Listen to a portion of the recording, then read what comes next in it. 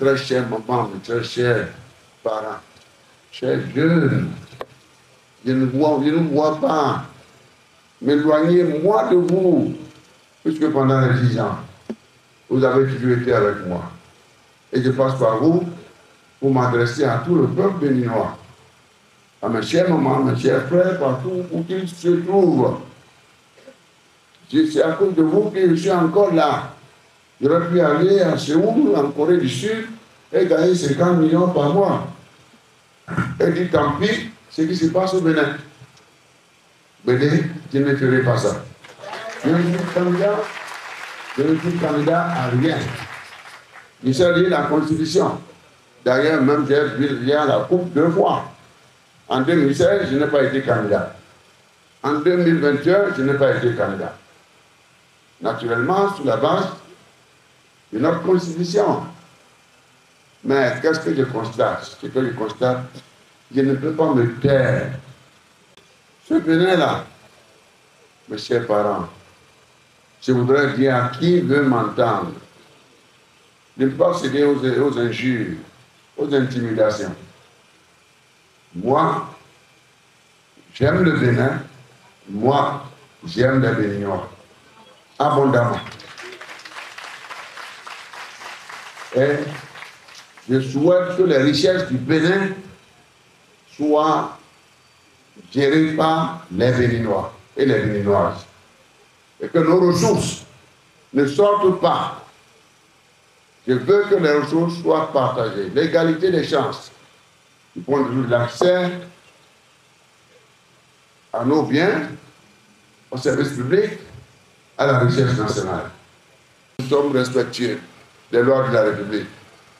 Mais si le droit n'est pas dit, alors nous assistons, et s'il n'y a pas la liberté, s'il n'y a pas le respect des libertés fondamentales, eh bien nous sommes en train de dire que nous sommes dans une république des lois. C'est-à-dire, quelqu'un qui s'assied, voici ce qui m'arrange. Le président de la République, c'est lui le garant de l'intérêt général. Mes chers compatriotes, je suis triste de ce qui arrive. Très triste, je vais être sincère avec vous. J'aime bien le président Patrice, je l'aime bien. Il est une créature de Dieu.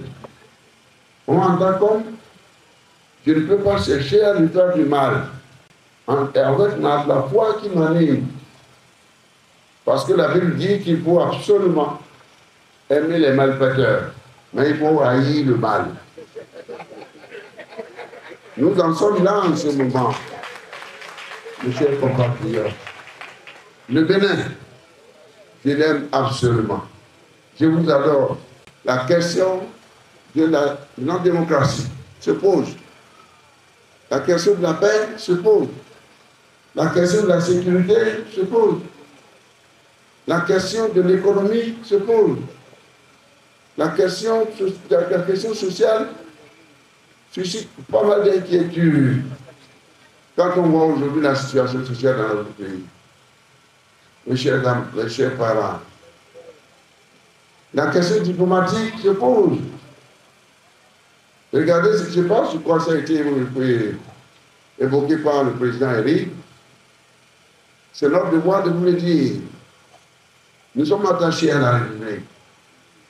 Nous sommes attachés à notre patrie. Mais ce que nous demandons, restons ensemble. Restons ensemble.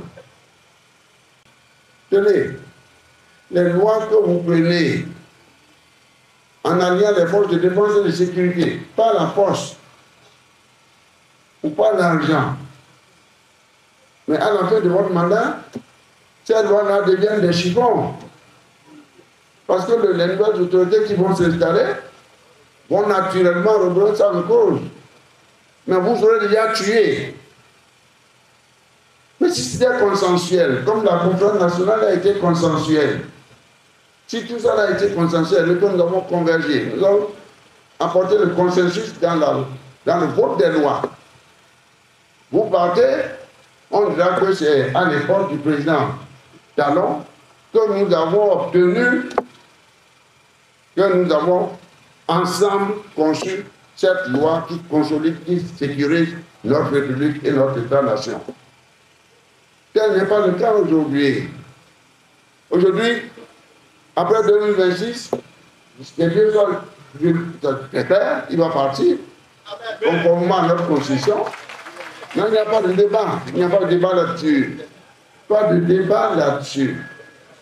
Et mon choix est que il est libre de choisir un candidat.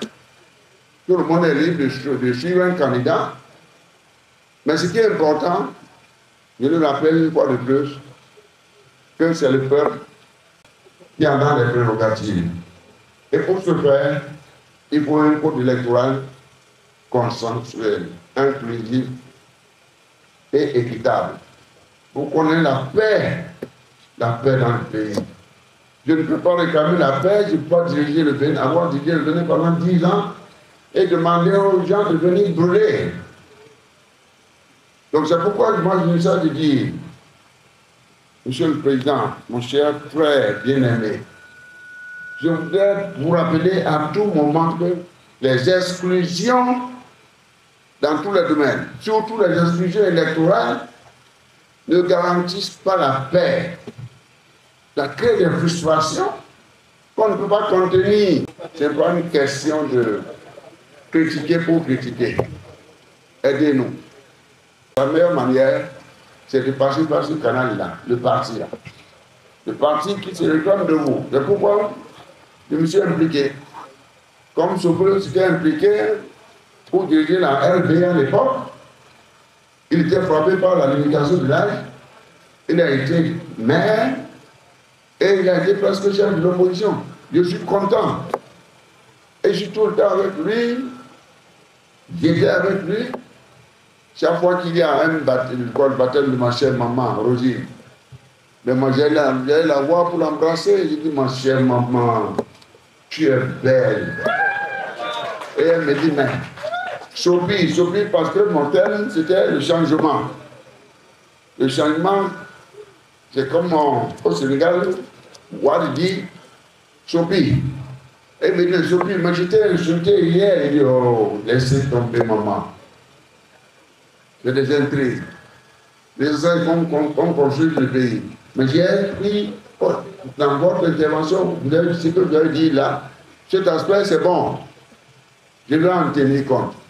Donc, l'existence d'un parti qui soit capable, et c'est de LD que je parle maintenant, qui soit, elle ait le courage de dire non, nous revoyons la gouvernance.